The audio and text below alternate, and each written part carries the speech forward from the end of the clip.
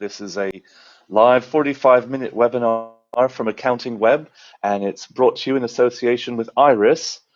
My name is John Stockdyke. I'm the editor-in-chief of Accounting Web, and with me today to talk about the advisory relationship and the business between businesses and clients is Murray Pullen, the founder of ZooSme, and James Griffin, who's the director of product management for IRIS's cloud division. I'll introduce the guys to you in a second. And just to let you know, this is a interactive event. It forms part of a long-term project with IRIS to really get behind what's going on between accountants and their business clients. We've sort of exploring the relationship from all angles, which we've done through a survey. I will give you a few introductory points on the research that we'll then use to sort of talk about those problems. We think one of them, the term we use is there's compliance phobia, that's amongst the clients, that then puts a lot of practitioners into a sort of tax-driven rut. So we're going to maybe, that's where people don't want to live. So Murray and James will give some advice there. And the main bulk of this will be all around shifting from the sort of compliance-focused type of practice to much more proactive advisory roles. And Murray is a very good representative of that. Murray also was involved with our business zone colleagues in several ways, including a webinar like this. So he's really actually talked to small business owners about their thoughts. And the one point I would make before I introduce our panelists is that we want as much as possible for this to be an interactive session. So I'll put a few questions to Murray and James and have a few of my own ideas based on the survey findings. But we really want to hear from you. And if you've got a question that you want to put to either or any of the panelists, type it in the bottom of the box of the Cover It Live window on the landing page where you're watching this event. And we'll try and pick those up as we go along and answer your questions. So as I say, that's enough from me for the moment. We'll get back to the survey results in a second, but I'd like to introduce my fellow panelists here. On the middle there is Murray. Can you tell us a little bit more about yourself, Murray? Your whole, about ZooSme and the basic concept of your firm. Yeah, thank you, John. So I set ZooSme up in 2011. It was set up as a project, really, to do a bit of research into the accounting market. I was working in the software industry at the time and saw this as an opportunity for me to go back to my accountancy roots. There was a huge shift. I could see a huge shift in what small businesses were saying to me about their accountants. Necessary evil was one which really sticks, and I wanted to prove that accountants do not need to be that necessary evil that these small businesses were talking about. So I went down the approach of looking at a support model, something which is more advisory, more supportive, with technology in the background, the technology there to cover compliance. So ZooSme was born off of that ethos, really, and that's where it seems that the market is shifting quite quickly now. Okay, well, brilliant. Thank you for sharing that, and again for all the efforts you've sort of put in on this whole project. We'll explore how you do that, in practice, and pick your brains for ideas. But first, we want to get on to James. There, can you tell us about your role with IRIS, James? Afternoon, John. Yes, so I'm the Director of Product Management here at IRIS, and I'm responsible for the cloud products and services that we deliver to accountants and small businesses. So most of the viewers will probably be familiar with Cashflow, which is a product that my team look after, build and develop, as well as other cloud products such as IRIS OpenSpace, which allows accountants to share documents with their end customers. Excellent. Well, thank you very much also for sponsoring this whole campaign and sort of project. It's a very, I should actually point out as well, James, I mean, this is we really like the way IRIS has brought both business zone, Accounting Web, factual survey, factual data from the survey to sort of expose the problem, and then following it through with conversations like this with Murray. And I should also mention for listeners that out of the back of the project, IRIS is putting forward a bunch of go-to advisor guides.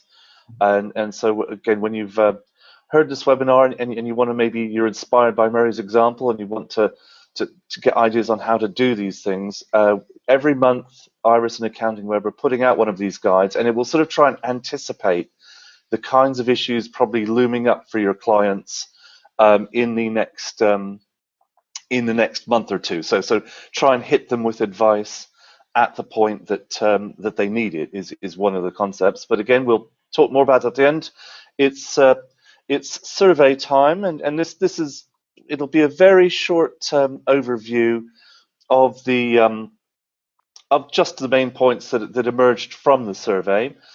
This was carried out simultaneously amongst Accounting Web members, practitioners, and business owned members who are actually the small businesses themselves. We got a total of 300 responses, so we think that gives us a representative enough sample to make some conclusions. The whole point of the long-term IRIS project and the survey was to try and understand the relationship between accountants and their clients, possibly where there might be functional or communication gaps. And again, by having brought them to the surface, we then want to look at practical, ways we can actually do and things we can do to improve that relationship. The initial finding I'll probably highlight is that actually the relationship's pretty good. If you add the 38% who view their accountant as a business mentor with the 15% who say they're really interested in the client's business, that's a majority of these are results from the business respondents. That's pretty positive. There is a strong bond and advisory aspect to the relationship. There are others, 40% nearly, who fall into the we meet once a year at sort of for the final accounts and tax return. Again, that's quite high, but there's a lot of, maybe with a lot of contractor clients, we note it's such a straightforward relationship sort of around an individual that they're not going to be able to grow beyond the services they supply. So that's one aspect. The one less impressive number is that nearly 10% of accountants, their clients, think they have no idea what the firm does. So that's not an impressive number, but I think probably not many of those people are in this webinar today. The other absolute key point that emerged is what the typical business client wants is proactive advice from their clients on things like business strategy and how to grow. They want more direct communication and collaboration with their clients. So that total comes to 61% want some kind of engagement, direct engagement with the client. There's a impressive number of group at the far end of the channel. That's the sort of probably the ones we talk about as the pathfinders, where the client loves what they're doing and they just say everything's great. Hopefully, Murray, maybe some of those people are your clients, and we'll hear how you make them respond like that. And just to highlight what's maybe holding the profession back, we have 6 out of 10 business people want advice, but that 19%, only 1 in 5 accountants, prioritizes as that's the main thing they want to do next year. And again, the thing that stands out is when the accountant says what they want most next year is their client to bring them the tax and the accounts information more quickly. So that the problems accountants experience at tax season seem to be pinning them down and stopping them from maybe satisfying what clients really want, which is deeper involvement with the business and on business advice. So Murray, I'll just I hope you guys, can you guys see my screen okay? I seem to have lost something there on the screen. So Murray, do those findings surprise you? I was a little bit surprised by what the accountants were saying. In this day and age, compliance isn't something that accountants should be worrying about. There are software solutions out there that are there to help, and I think it's more about listening to the customers. There seems to be a massive communication gap between the clients and the customers, and what we've been trying to do is close that. We've been listening, and we've been listening for years to create the model that we've created, which is more on that advisory, regular contact with our customers, and compliance for us is not our biggest issue. What we want to do is get more involved with our clients' businesses. For other accountants out there to be still stuck in that compliance focus area is actually very concerning for the accounting industry, and I think what we'll find over time is that if accountants remain focused on compliance, they will end up losing customers because it's really not what their focus is on. So it is time for a bit of a shift. I mean, Murray, the results, were just a sort of statistical overview. They've kind of helped us to confirm or identify that there is a bit of an issue here between the sort of expectation gap. But you were involved with the equivalent webinar like this on Business Zone, where they were telling you probably about what they wanted from their account. What kind of insights and experiences did you get from that session? It was interesting, actually, and I thanked Business Zone for getting me involved with that Q&A session. It went on for 6 weeks, and what we found was there were a lot of how to put it, very basic questions, things that if customers were just looking for a quick answer to something, they could have quite easily found it on Google. However, what we're finding is that when you do look up those simple questions, sometimes you'll come across a forum. It could be your forum, John. I don't know. Yeah. But it could. There's sometimes some misleading information on there, and all it takes is a phone call to your accountant, who should be able to answer some of those questions very quickly. It was quite apparent that a lot of these people weren't being supported. The sort of questions that were being asked, there wasn't a lot of support in the background. It might have been because they were new startups, but some of them were established, and some of the answers were relatively straightforward. Yeah. Actually, James, just since you mentioned that, you sort of preempted one of my other survey insights. So thank you very much for that. But there's this historical ethos or mystique almost has grown up around the profession, and it's true, it exists, that they are the most trusted advisor, more than bank managers and lawyers and the like, and it used to be the main rival to that was the man down the pub, the mate down the pub. What the survey found is although I think it was 31% of the small business clients said that their accountant was their first port of call for advice, it wasn't by much. Google came up as second at 24%. And in fact, you mentioned, forums like Business Zone, Accounting Web came third. Were the same. It was 24%. So nearly half people are of small businesses are going to the internet first, and that's kind of a danger. If that trend continues, that does shake one of the real sort of comfortable assumptions of accountants that's prevailed for years and years and years. So, James, you've been very patient over there, and I'm butting in with all my insights. What were the main conclusions and that you drew from the survey results? So there were a couple of pieces, actually. So firstly, I wasn't surprised by the findings, actually. One of the great benefits of my role is I get to go and talk to SMEs, and I get to go and talk to accountants and try and find common areas. So this is, the struggle with compliance, but then the sort of desire to do more collaboration with the customers is pretty much at the core of everything we're building here at IRIS. We're spending millions of pounds on developing solutions to these pain points. So definitely wasn't surprised to hear it. And the interesting piece that came out of it for me was this man down the pub component. When I think about some of the areas that are affecting business, great, you're going to get advice down the pub, but if you took auto enrollment, where the consequences of getting that wrong are fines, adverse publicity.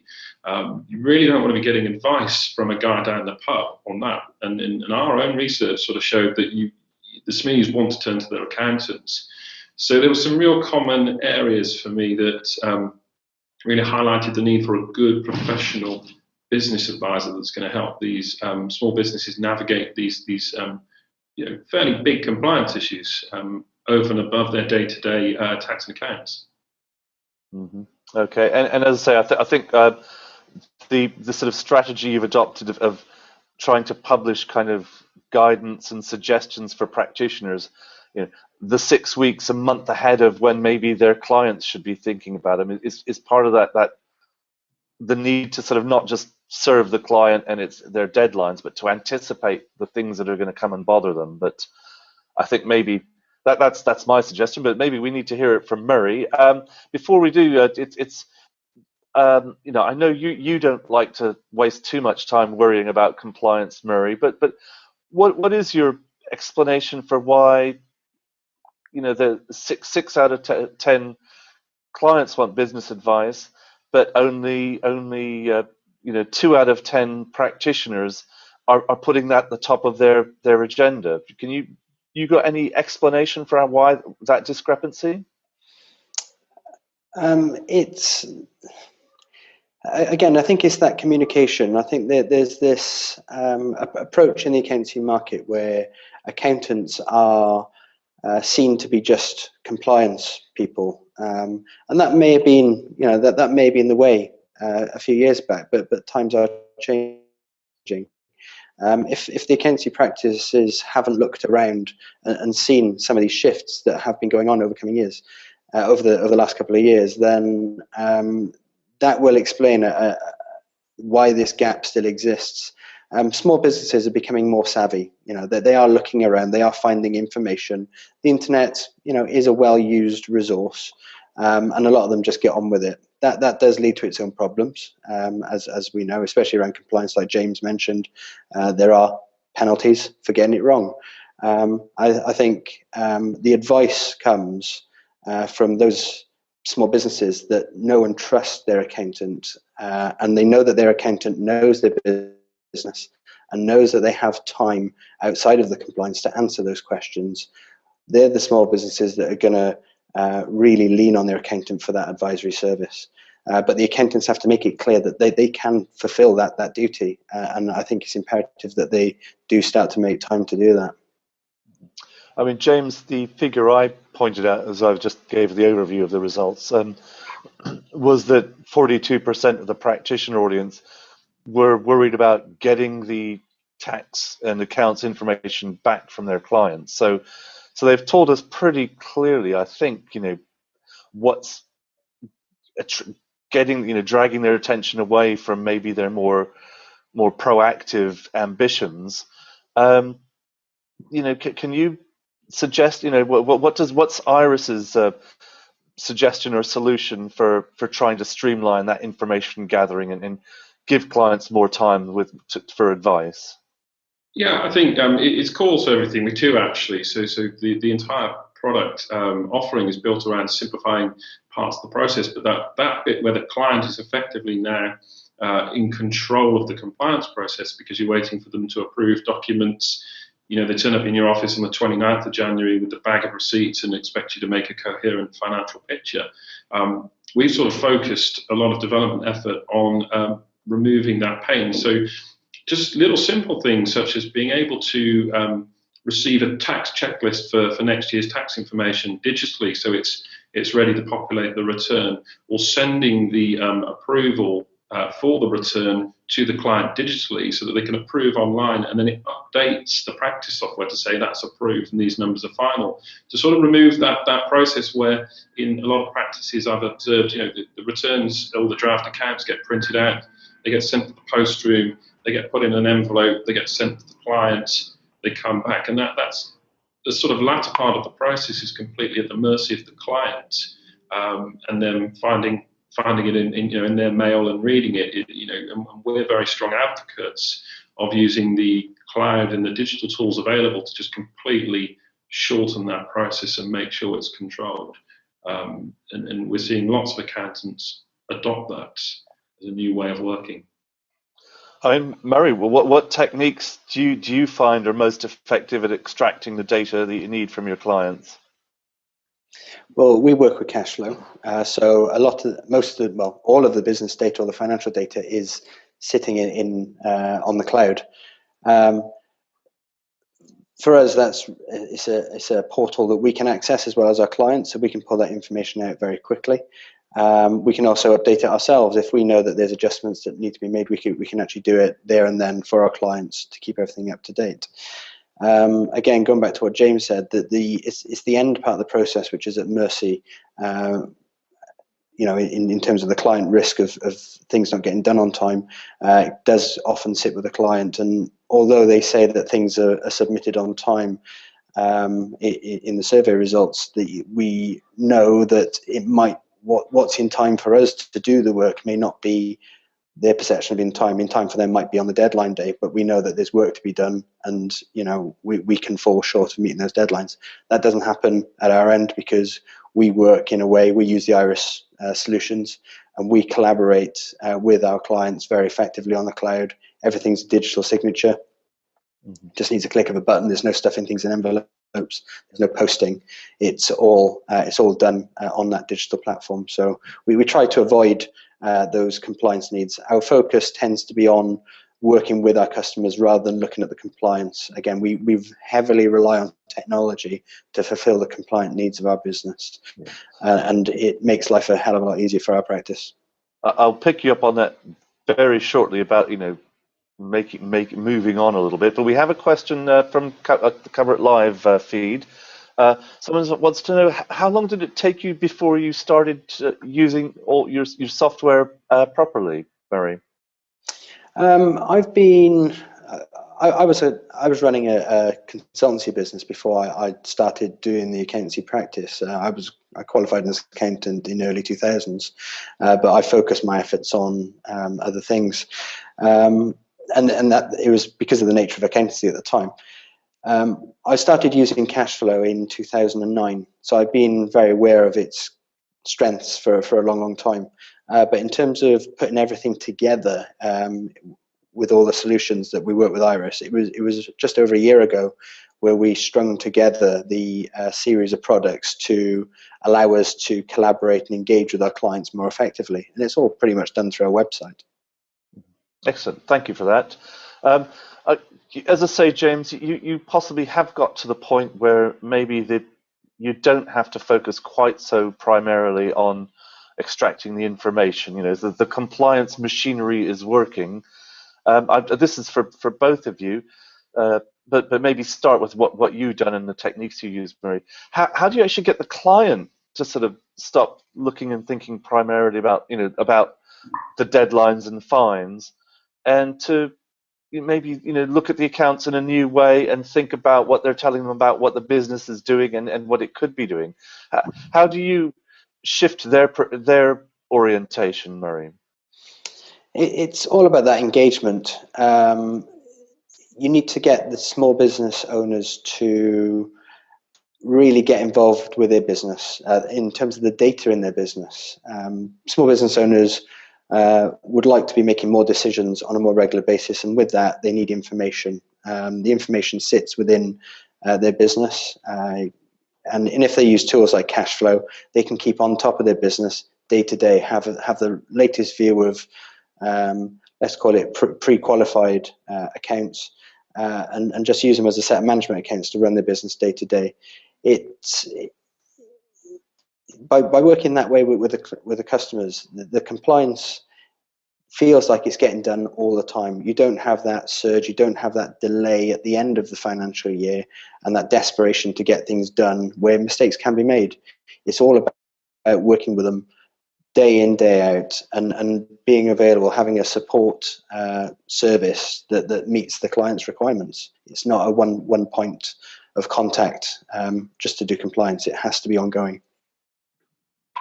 Okay, James, I'm going to slightly switch track on you here just because another question has come in, and it's apparent that I think this message, probably we are all saying that you need to look beyond the compliance and do more for your business. One of our questioners, certainly amongst the audience, isn't convinced, and they've asked, compliance isn't going away. So why is everyone saying I need to do other things?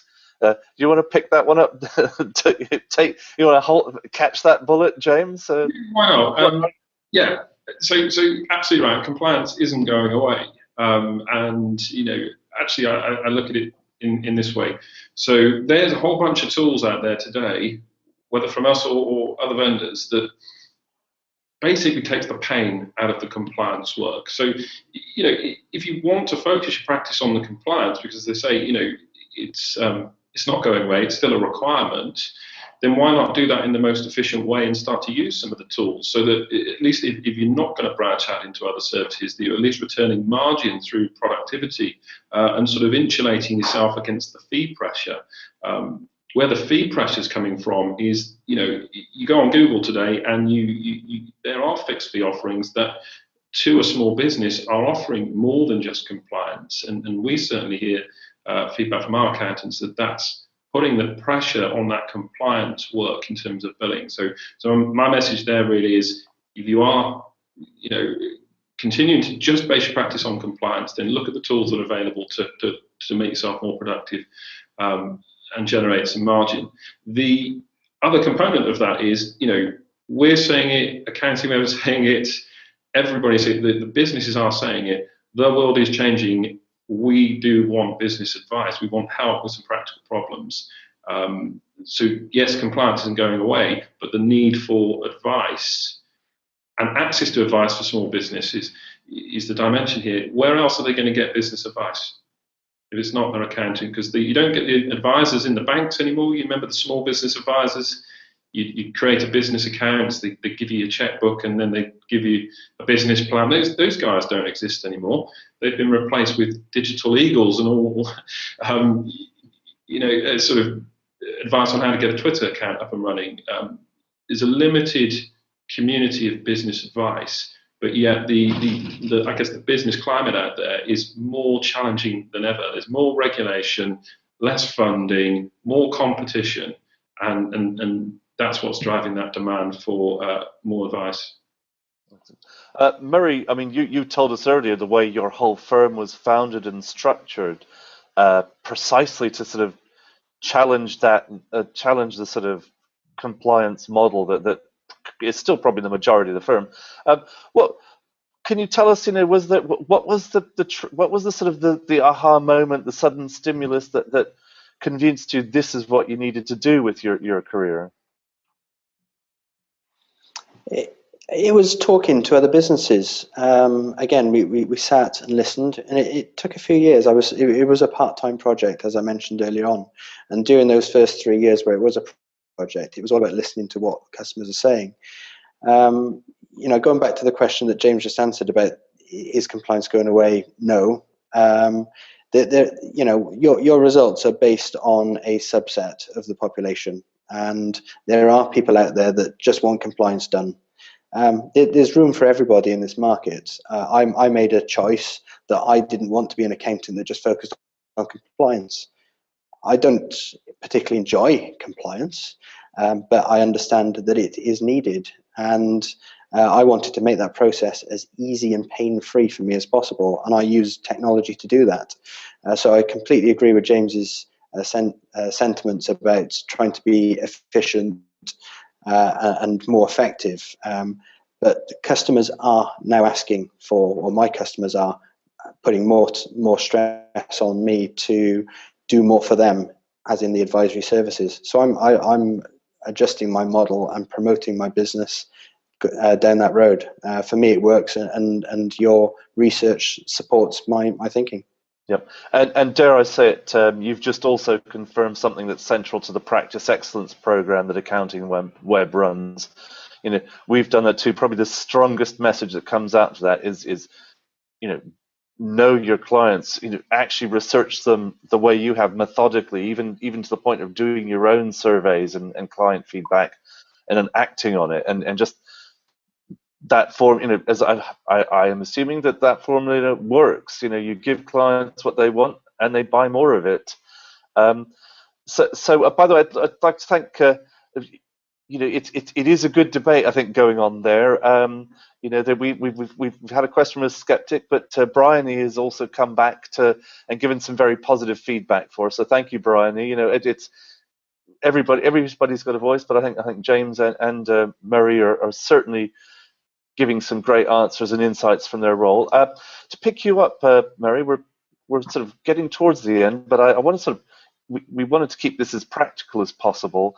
You talked earlier about the way you kind of use management reports and the online access and kind of information sharing with your clients. Could you maybe describe, with one of your more switched on clients, what you actually do and how that process works? Yeah, so onboarding a client is all done via the website. So we can register somebody very quickly. We just need a few bits of basic information, and they get an online portal. When it comes to doing the work, we simply upload their PDF documents to the online portal, which is Iris OpenSpace. We brand it as Boxfile. That's our own spin on it. When we use our own branding colors as well, we can do that as well. And it sends notifications to our clients to do something. At their end, they'll receive an email with our branding on it. They know it's from us, and they simply follow the instructions, click on the accept button to approve the document, and we get a notification back to say that the document has been accepted. It's at that point where we then do the next stage, which is filing it with Companies House or HMRC. So it's very hands-off. There's no posting. We are paperless. We are a paperless practice. The only paper we have is our business cards and the letters that come from HMRC, and that's it. What about giving them information to to identify problems or opportunities, and again, where you start nudging, helping them to find the new directions of the business? How do you conduct those exchanges of information? So the first port of call there is understanding where that business is looking to go. It's not about understanding the business, it's understanding the people behind the business. Accountancy nowadays is not a numbers business, it's a people business. And so we get to know the people behind it, and with that relationship we can then understand what motivates the people behind the business. We've got the same access to the accounts as the customer. So at any point in time, we can log in and we can identify areas of opportunity or areas of concern. And the people that subscribe to management accounts with us receive a comprehensive report which gets uploaded to their Boxfile account for them to read at their leisure, along with some commentary that goes with it. That really, more often than not, it encourages them to contact us for further explanation, or do they need to do something to mitigate some risks that may have been highlighted or some issues that might be within the business. It's a very effective way of engaging and collaborating with that business. Excellent. The questions, by the way, I've got about 3 more. I'll actually probably park them for 4 or 5 more minutes, just so we sort of wrap things up a little bit, and then there will be. I'll put them back to you guys during the Q&A session, and might want to ask you in a second, Murray, about specific areas or even industries where you specialize. But James, can you, from your conversations with other firms, can you give us examples of other kinds of advice, maybe away from the management, accounting, and strategy type discussion? What other areas do you see successful firms really making a good fist of proactive advice? So there's a couple of hot topics right now. So I mentioned it earlier, but auto enrollment and how to navigate that. That is, we're seeing some really successful practices building new revenue streams and really helping their customers navigate AE. They're doing that in a couple of ways, actually. Some of them are partnering with IFA firms so that they can broaden out the advice on the actual pension configuration. So they're forming an advisory relationship with a local IFA. That's working well for some practices. So that's definitely one real seam of advice. The other piece of advice or advisory sort of is related to some of the things that Murray was saying, where you're sort of taking the real-time data and looking for problems in the business, but then offering some advice. And one of those pieces of advice is around getting paid. So it turns out that small businesses they're so busy doing business, they're quite poor at collecting cash. And that comes from a number of ways. So some people still take checks. I mean, I haven't got a checkbook. I wouldn't know how to pay somebody with a check. So they're poor at collecting their cash. They're poor at chasing credit control. They don't like doing it because they think it's going to upset customers. So a lot of the accountants we work with are offering credit control services, helping set up payment services, very simply, so that they can add more payment methods into the so what they offer their customers, so they can get paid quickly. So that's quite simple and practical, but really high value to a small business. And those are two really easy areas to start with. James, I must thank you for raising those topics, because strange they happen to be the subjects of the first two Go-To Advisor guides that people watching this webinar can download from Accounting Web to get a few ideas about how to approach their clients. So you're obviously a very sharp marketing person. I have to thank you for that. Knowing what your audience wants and serving that need, anticipating that need, it's a good example.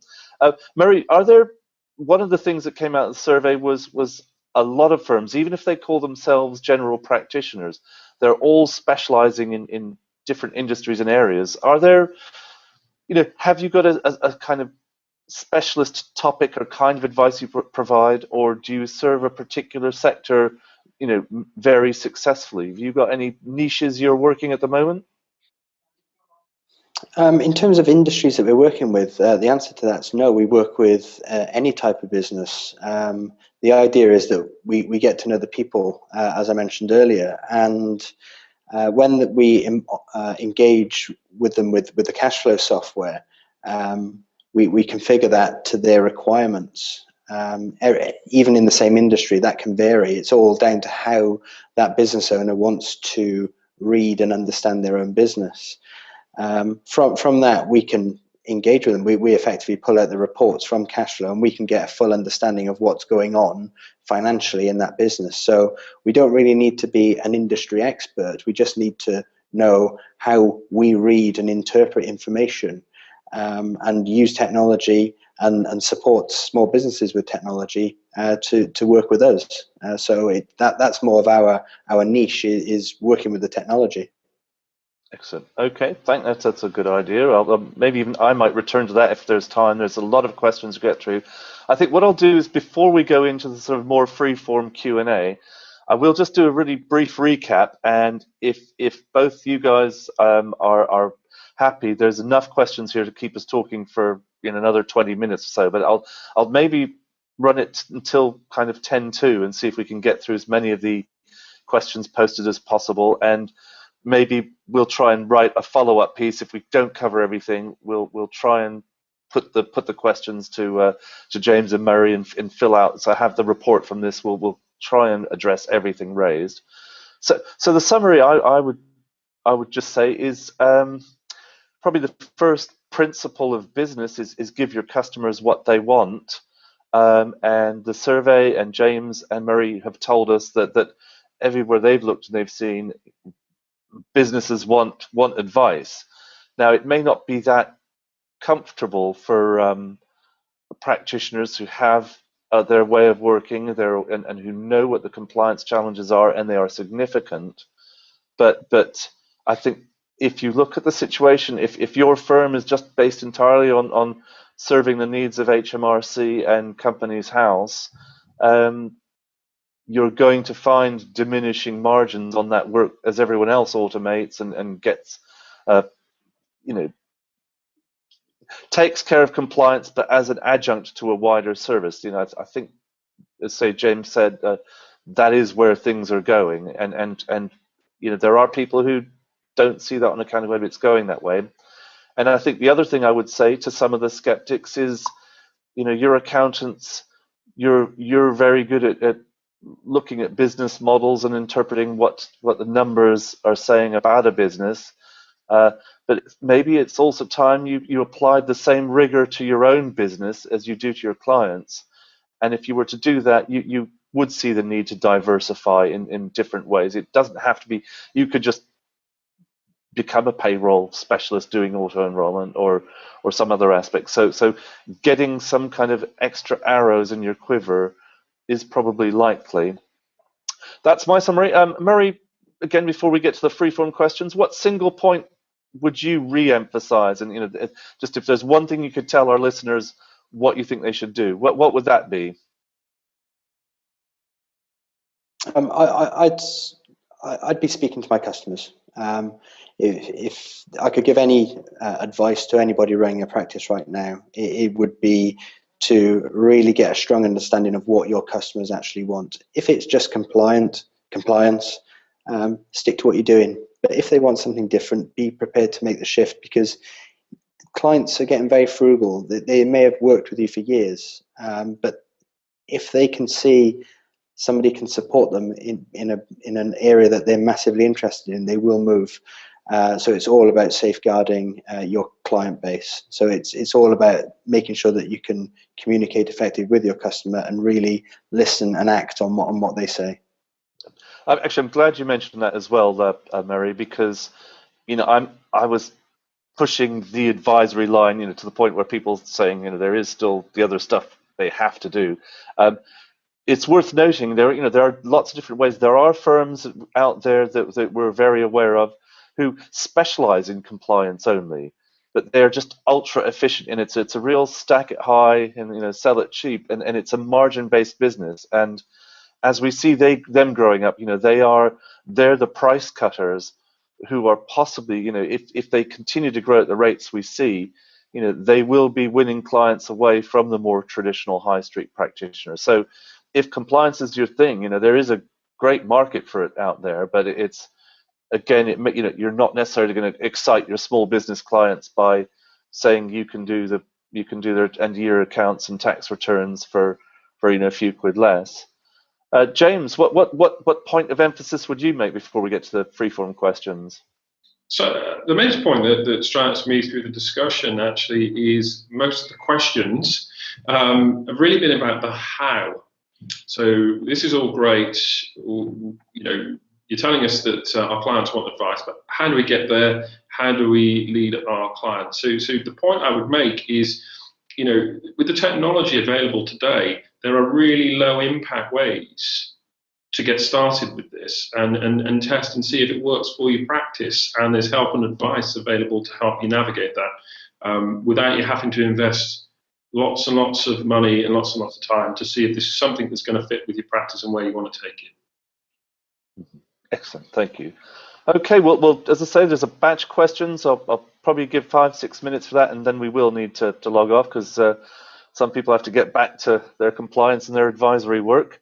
On the subject of how to do things, Kevin posted a very big issue for just how do you market? It's not Kevin, it's Peter. Although Peter and Kevin, quite similar questions, but how do you market advisor services? Where does that conversation start, and where do you find the businesses that want it? So Murray, what's your technique? Well, hopefully you've got a client base already, which you can openly communicate to. So first of all, just go out there and simply ask. Either call around or do an email campaign, and you can advertise it internally first.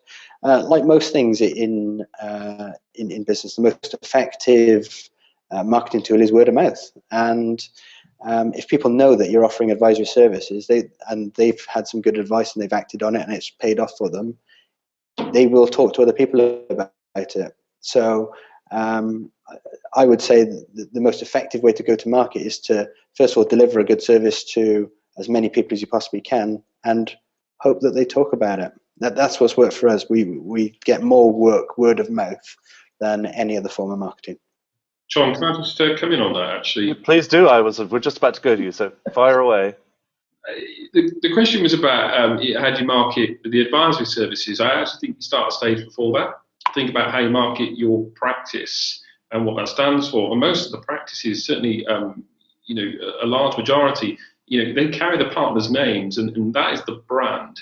So it's important to make sure that that brand is present in every single interaction you have with a client, so that it is your name front and center. So when the word of mouth and the recommendations are taking place, that they know your name. And again, I think what Murray's done really well, if you were to go to his website, you would see ZooSme. If you were to log into his portal, you would see ZooSme. If you get a management report from him, you see ZooSme. If you log on to do your bookkeeping, you see ZooSme. He's not giving free advertising to software vendors. Every single stage of the interaction, he is branding the experience, and that is really, really important in terms of building brand and loyalty with your customers. And once they trust you and they're established and they keep coming back to your brand, then having and putting new services in front of them is really easy to do. Excellent. Okay, and where you get into issues to do with marketing, pricing is never far behind, it actually goes. I think Renee's asked the question, and there was someone else. There's a general question about did you get issues with how you set your prices, Murray? And there's a sort of more detailed one for you in a minute, James, about how the firms who are doing the credit control services, how they charge from it. So if we have a little pricing patch right now. So Murray, how do you approach the issue, the challenge of getting the price right for your client and yourself? Like all businesses that offer products and services, there is a methodology behind price setting. It's looking at what you value your time as, what materials go into it, and the costs of those services or materials that you use in producing your product. We did exactly that. We broke everything down in a lot of detail and worked out what the annual cost was, and then broke that down by month. So we offer a monthly charge to our customers, which fulfills the needs of our clients. As simple as that. And James, can you handle that specific one first about the credit control service? How is there a fairly common model for pricing around that? Yeah, there's a really common model that is kind of related to what Murray was talking about. So how we're seeing people monetize credit control is effectively in a sort of a 2 or 3 tier fixed fee model. So it might be that service A gets you a quarterly VAT return, director's tax return, and a set of accounts at the end of the year, and you pay per month. Package B includes all of that plus credit control, management reports, monthly face-to-face meetings. So it's just about having different tiered offerings and using it as an upsell tool to move them across the fee bands. Excellent. Okay. Well, I think as I say, we've let this run on a little bit longer than originally scheduled. There's still some great ones coming through. I think the final one is another. It's to do with sort of market profile and ideal clients. I think and if people don't want your advisory service, it comes from Jen, and she says some clients don't want advisory services. Should I get rid of them? Murray, have you faced that situation, and would you pull the lever and tip them out of your ZooSme chair? I would never get rid of a customer because you never know when they might want advice. There is a limit. If you are offering advice and customers aren't paying for it, then there's clearly not a relationship that is one of commercial benefit to you as a business owner. It's worth looking at that if that is the case. But I wouldn't get rid of a customer if they didn't need my advisory services. The way that we bundle things together is that advisory service is bundled into our support offering, which is part of our monthly fee anyway, and it is unlimited support. If there's additional work that comes off of it, then we can work out a price for the customer for something more specific. But general advice is something that is available on the internet for free, although you've got to be careful where you're looking. Why shouldn't it be free from the expert? If they are your clients and they're paying you for a service anyway, it shouldn't be something that comes at too much of a cost. Yeah. I mean, Jen, I will interject here from Accounting Web's perspective through the Practice Excellence program and awards. What has emerged in this year's entrance is that it was a lot more common for firms to sort of prioritize and in almost the same way James talked about the pricing plans. Firms, the top firms much know who they want to serve and who their ideal client is. As I say, I think Murray's a very inclusive and will take a variety of package. A lot of firms will do, but certainly there are some out there who will, the ones who really are chasing profits. If they think the client isn't going to give them value, they will suggest maybe finding another firm which meets their needs better and will do the work for them for less. So that's the lesson from Practice Excellence firms. James, do you want to wrap the Q&A up a little bit with your perspective on kind of client grading and the ideal client? Yeah, I think it comes down to the individual practice, but what I would say is I agree with Murray. I don't think you should get rid of a client. They will need advice at some point, and the key is to make sure you're serving them as efficiently as you can do in that period and keep the relationship sticky so that when they do need that advice, because they will, that you're the first person they call. Okay, well, as I say, that's we could carry on for another 2 hours, but Murray, you have clients to serve, and James, there's a lot of accountants firms out there. Want your software. I really appreciate the time both of you have taken to be with us today and to share some great advice. As I say, I apologize if you posted questions and we didn't have time, but it's just so intense. If you're disappointed about that, or you like some of the ideas maybe you did hear today, there's several resources on Accounting Web that we can help as a follow-up. As I mentioned, the survey, there's an article on Accounting Web with a more detailed explanation. If you search for cash flow survey, that will enlighten you on much more deeply on what's happening in the relationship. As part of the program, IRIS and Accounting Web, we've published 2 guides so far on auto enrollment and cash control and credit management. And again, that's sort of in anticipation of maybe the end of the year and starting off with a clean slate in next year. So businesses that maybe sometimes struggle over the Christmas and January period with cash, maybe try and anticipate that and help them find solutions so it's not so hand to mouth over the holiday period. There's more coming on the sort of management information and strategic advice and so anticipating, we hope, the kinds of things we think you should be talking to your clients with and when.